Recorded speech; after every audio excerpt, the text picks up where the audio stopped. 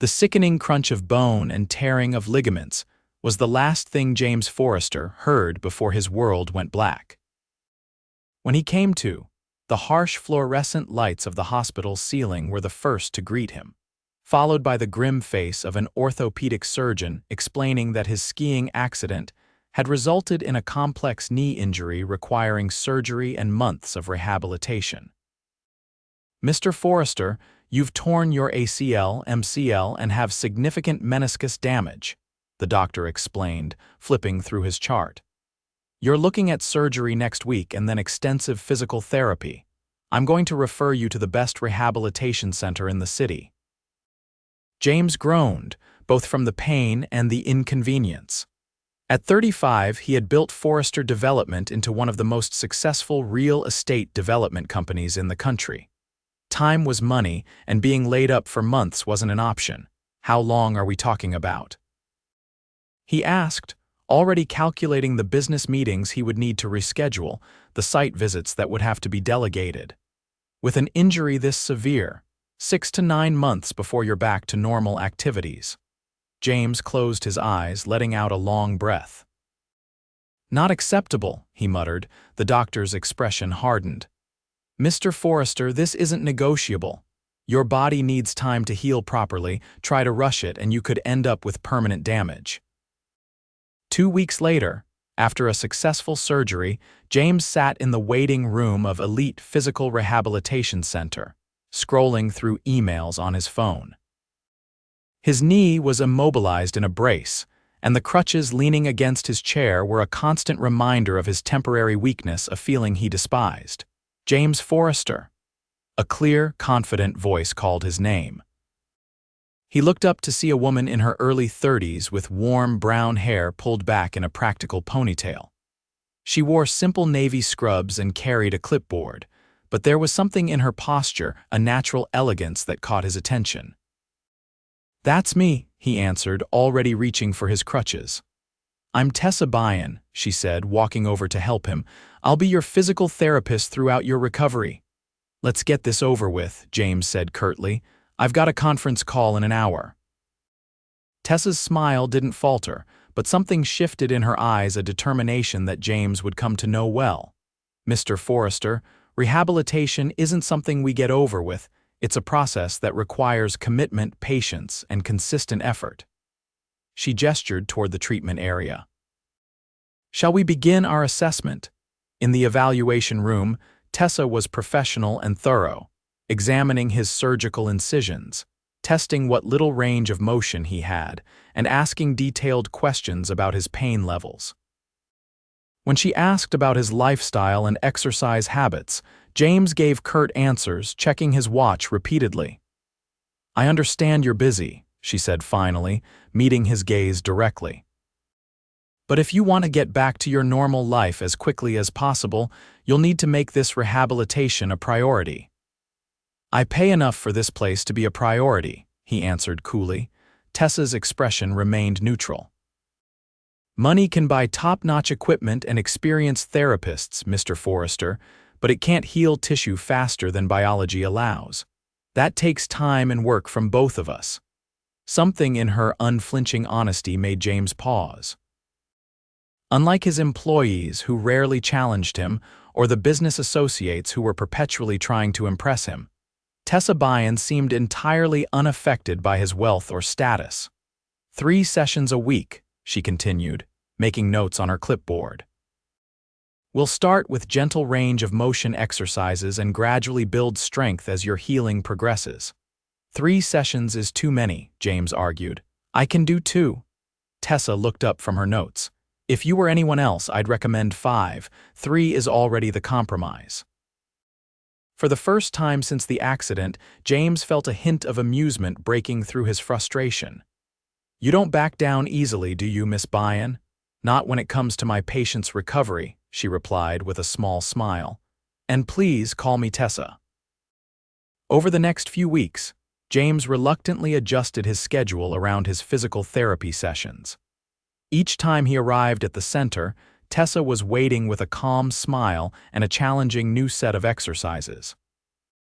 Unlike his initial impression, He discovered that she wasn't simply going through the motions of her job, she was personally invested in his progress, celebrating each small improvement.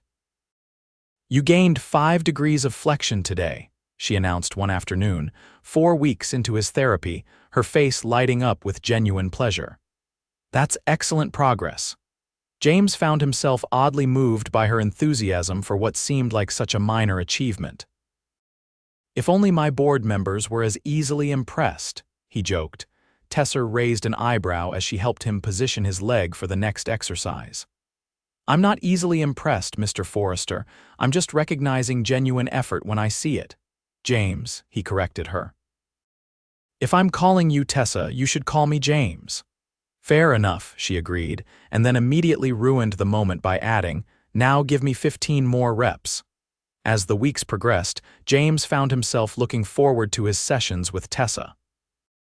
She was sharp-witted and knowledgeable, often explaining the science behind his rehabilitation in terms that appealed to his analytical mind. She didn't treat him differently because of his wealth, something refreshingly rare in his experience. One day, arriving early for his appointment, James spotted Tessa in the staff break room. She was laughing with a colleague, her head thrown back, completely uninhibited. He realized he'd never seen her laugh like that with him. Their relationship, while increasingly comfortable, remained strictly professional. For some reason, this bothered him more than it should have. During that day's session, as Tessa helped him through a particularly challenging balance exercise, he asked, "Do you ever do anything besides fix broken people?" Tessa looked surprised by the personal question. "Of course. I have a life outside these walls, believe it or not." "Like what?" he pressed. She seemed to consider whether to answer, then shrugged. "I volunteer at a community clinic on Saturdays. I hike when the weather's good. I'm attempting to learn how to cook something more impressive than pasta." Attempting, a self-deprecating smile crossed her face. "Let's just say I've had more failures than successes. My smoke detector gets a workout." James found himself chuckling. "I can't cook either." "But that's why personal chefs exist, right?" Tessa rolled her eyes. "Of course that would be your solution." "What does that mean?" "Nothing," she said, but her expression suggested otherwise. "Let's focus on your exercises." The moment had passed, but James couldn't shake the feeling that he'd disappointed her somehow. The realization bothered him for the rest of the session and followed him back to his penthouse apartment that evening. The next appointment, James arrived carrying 2 coffee cups. He held one out to Tessa as she approached. "What's this?" she asked, eyeing the cup suspiciously. "Peace offering," he said. "I realized I came off as entitled last time. You're right, not everyone solves problems by throwing money at them." Tessa accepted the coffee with a surprised smile. "Thank you. Though I should point out that you literally just solved our potential disagreement by buying me coffee." James laughed. "Baby steps, Tessa, baby steps." As his knee gradually improved, their sessions took on a rhythm. The exercises grew more challenging, but so did their conversations. James found himself sharing stories about his business, the challenges of his latest development project, even his frustrations with the board of directors. Tessa, in turn, told him about her journey to becoming a physical therapist, how a sports injury in college had introduced her to the field, and how she'd worked her way through school, taking on extra jobs to pay her tuition. "It took me 6 years instead of 4, she admitted one day as she guided him through a new strength exercise. "But I graduated without debt, which was worth it." "That's impressive," James said sincerely. "Most people would have taken the loans." Tessa shrugged. "I've never been comfortable owing anyone anything. Financial independence matters to me." Something about her words struck a chord with James. In his world, everyone seemed to want something from him: his money, his connections, his influence. Tessa's fierce independence was refreshing. 2 months into his therapy, James was making substantial progress. He'd graduated from crutches to a cane, and his knee could bend nearly 90 degrees. As he prepared to leave after a particularly grueling session, he found himself reluctant to go. Any plans this weekend? He asked casually as Tessa recorded his progress in her notes. The usual volunteering, maybe a hike if the rain holds off. She glanced up. Board meeting on Saturday morning, he said, then hesitated. Would you want to have dinner sometime to celebrate my progress? The question hung between them, its implications clear. Tessa's expression shifted, becoming carefully neutral. James, she began gently, I don't date patients. Oh, he felt unexpectedly stung by the rejection. Professional boundaries, I understand. It's not just that, Tessa explained, setting down her clipboard. We're from different worlds. You solve problems by hiring personal chefs. I burn pasta in my tiny apartment kitchen. That's an oversimplification, James argued, finding himself frustrated by her dismissal. You don't know everything about me. And you don't know everything about me, she countered. Which is exactly my point. Our relationship works because it has clear boundaries and a specific purpose, your rehabilitation. James wanted to argue further but recognized the firmness in her tone. He nodded stiffly. I understand. See you Tuesday then. The weekend dragged interminably. James found himself distracted during his board meeting, his thoughts drifting to Tessa and their conversation. Was she right? Were they too different? He dated women from wealthy backgrounds before, and those relationships had always felt transactional somehow. With Tessa, their interactions felt genuine, untainted by expectations. By Tuesday, he'd resolved to apologize and restore their professional relationship. But when he arrived at the rehabilitation center, he was greeted by a different therapist, a middle-aged man named Dr. Marcus. Where's Tessa? James asked, not bothering to hide his disappointment. Miss Byrne had a schedule conflict, Dr. Marcus explained. I'll be handling your therapy today. The session was technically competent, but lacked the easy rapport he'd developed with Tessa. James left feeling unsatisfied, both physically and emotionally. Thursday brought another substitute therapist, and again the following Tuesday. By the third missed appointment, James confronted the center's receptionist. Is Tessa Byrne still employed here? He demanded. The receptionist looked uncomfortable. Miss Byrne requested to be removed from your case, Mr. Forrester. Dr. Marcus will be your permanent therapist going forward. James felt as if someone had punched him in the gut. She'd removed herself from his case entirely. All because of one dinner invitation. That evening, after a particularly frustrating business meeting, James found himself driving to the community clinic where Tessa had mentioned volunteering. It was in a modest neighborhood on the city's south side, an area where James rarely ventured, despite owning several properties there. The clinic was housed in a converted storefront, its windows glowing warmly against the darkening evening. James hesitated in his car, suddenly aware of how presumptuous it was to show up uninvited. What was he even planning to say before he could decide whether to leave? The clinic door opened, and Tessa emerged, bundled in a practical coat against the autumn chill. She spotted his distinctive car immediately. The custom Aston Martin wasn't exactly inconspicuous in this neighborhood, and froze mid-step. James got out of the car, leaning slightly on his cane. Before you say anything, I know this looks like stalking. It looks exactly like stalking, Tessa agreed, but there was more wariness than anger in her expression. Why are you here, James? You disappeared, he said simply. 3 weeks of working together and then nothing. Not even a goodbye. Tessa sighed, her breath forming a small cloud in the cold air. I thought it would be easier this way, cleaner. Easier for whom? He challenged.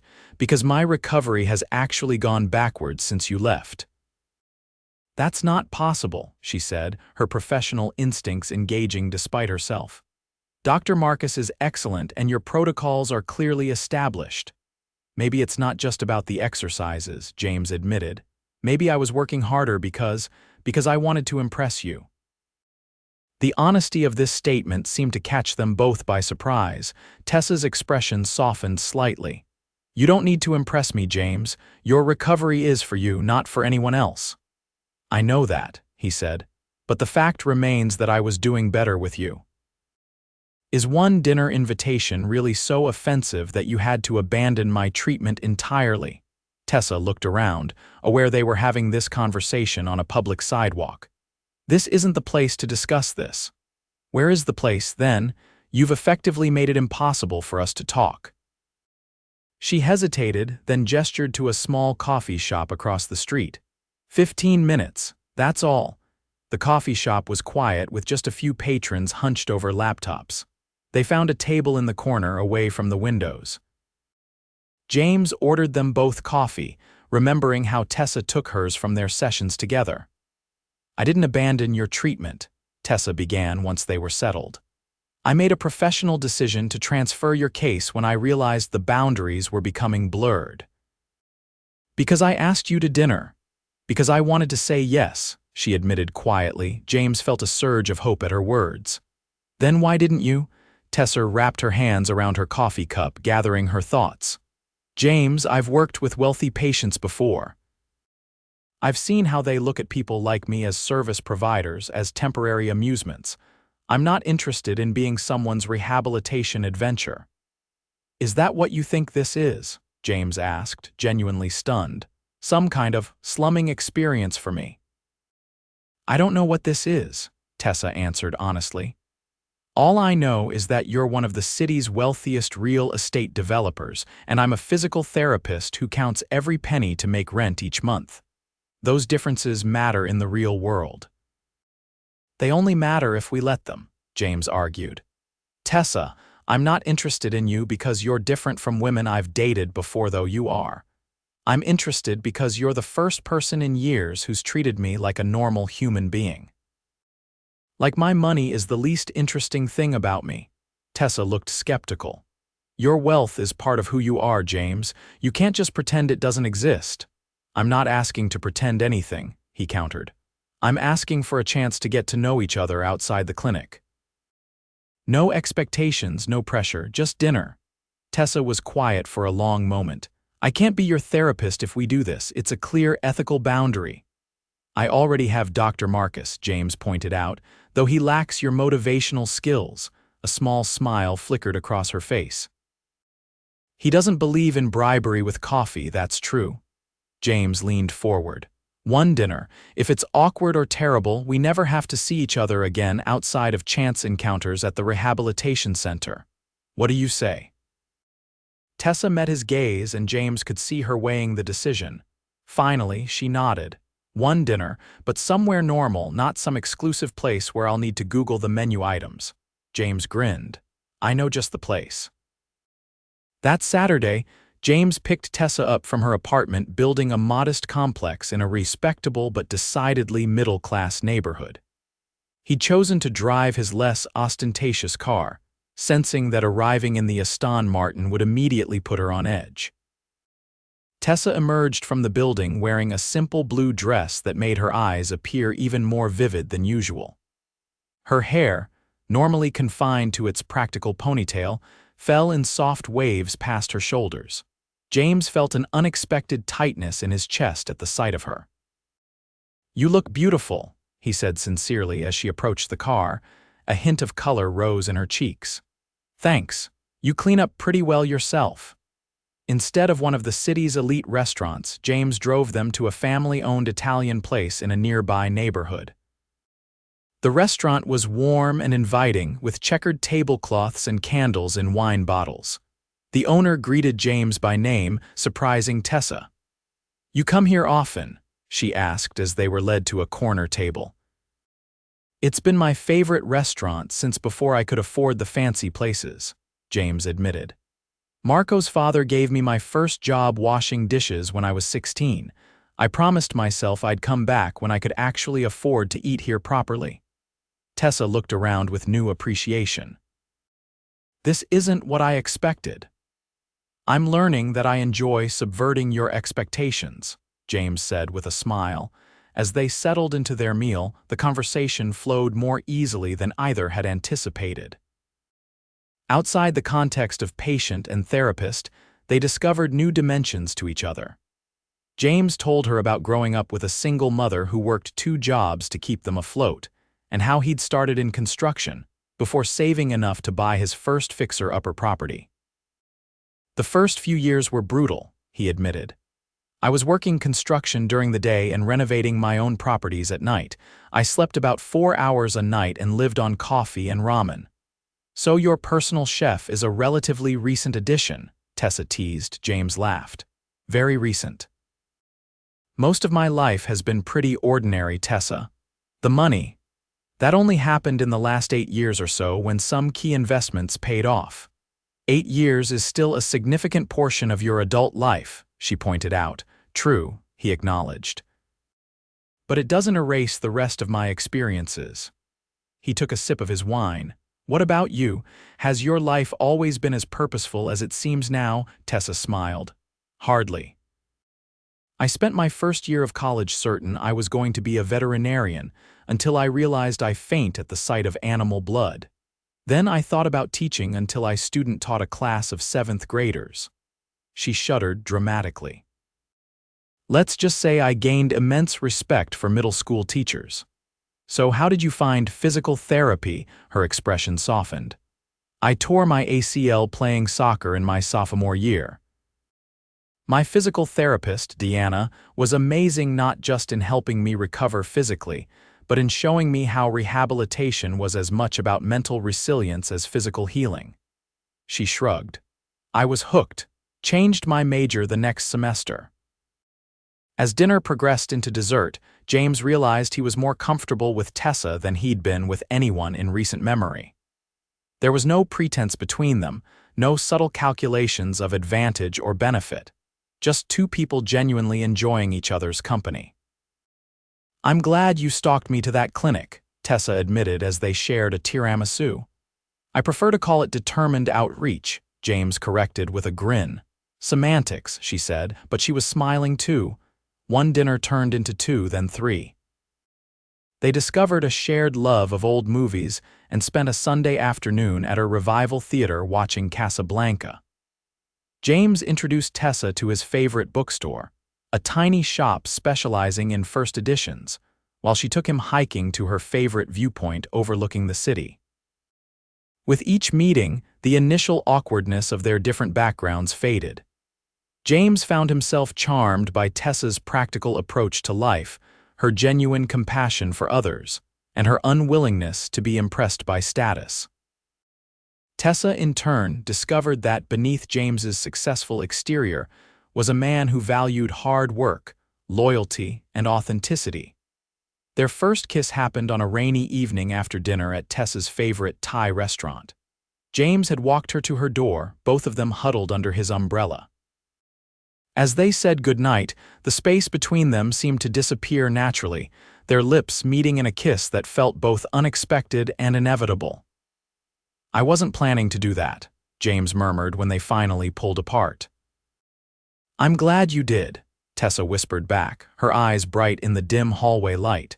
As weeks became months, their relationship deepened. James's knee continued to improve under Dr. Marcus's care, though he and Tessa often joked that she could have gotten him better results. By the 6-month mark, James was walking without assistance, though he still attended therapy sessions twice weekly.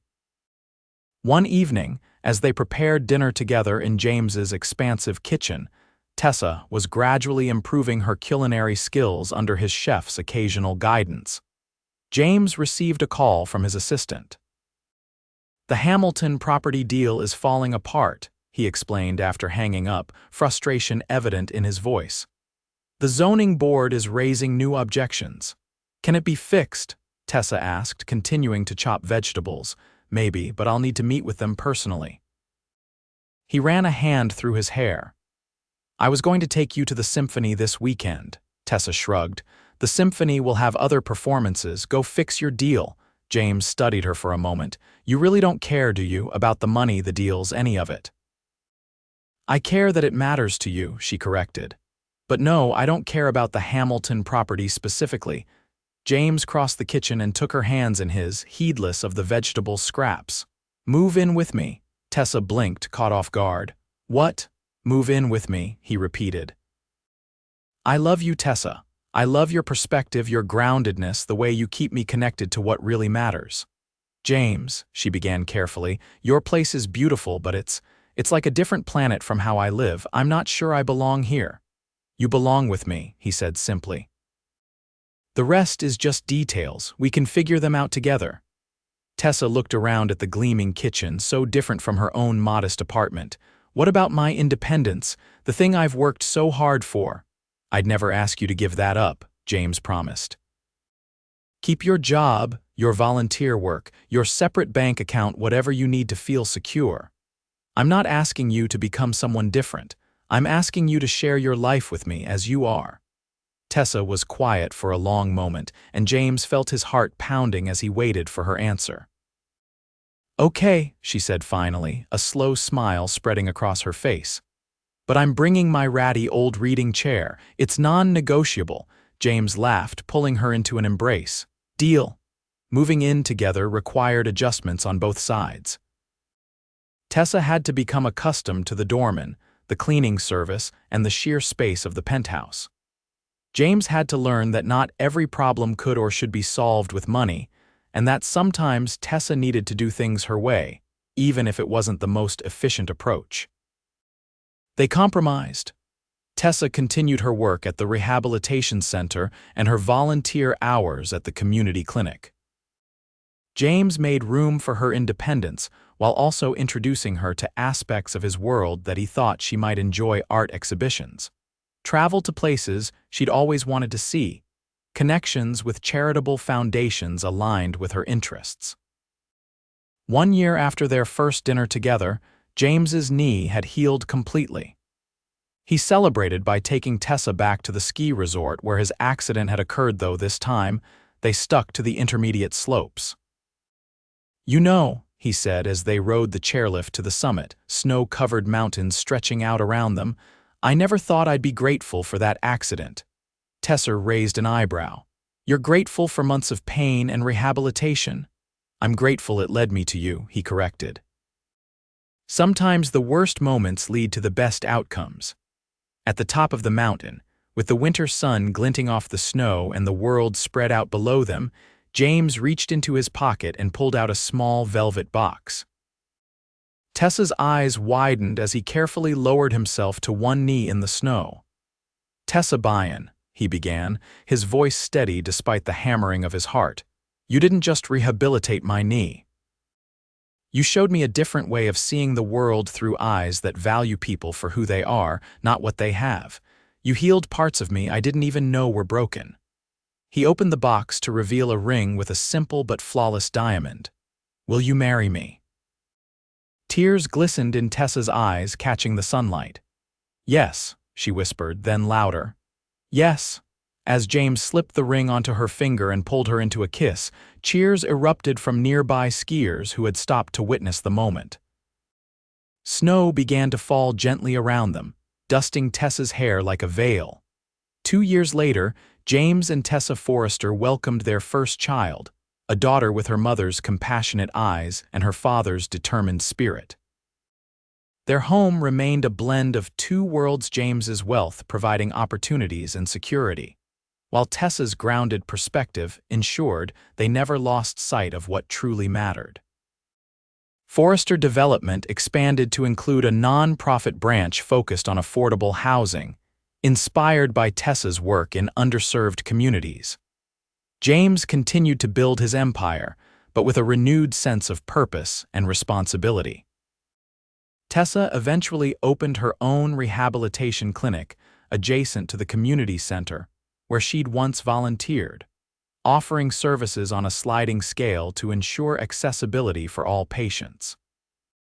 On quiet evenings, they would often reflect on the unlikely path that had brought them together, how a moment of physical pain had opened the door to emotional healing for both of them. Do you ever regret transferring me to Dr. Marcus? James asked one such evening as they sat together on their balcony, watching the city lights. Tessa smiled, leaning into his embrace. Not for a second. Some things are worth more than professional boundaries. Like what? He prompted, already knowing the answer but wanting to hear her say it. Like finding the person who sees the real you, she replied, turning to meet his gaze. The person who heals your heart. James kissed her softly, marveling at how the simple act still sent the same thrill through him as that first kiss outside her apartment door. "I think that's a fair trade for a knee injury." Tessa laughed, the sound carrying into the night air. "Only you would calculate the ROI on falling in love." "Best investment I ever made," James replied with complete sincerity, pulling her closer as the stars appeared one by one above their shared life.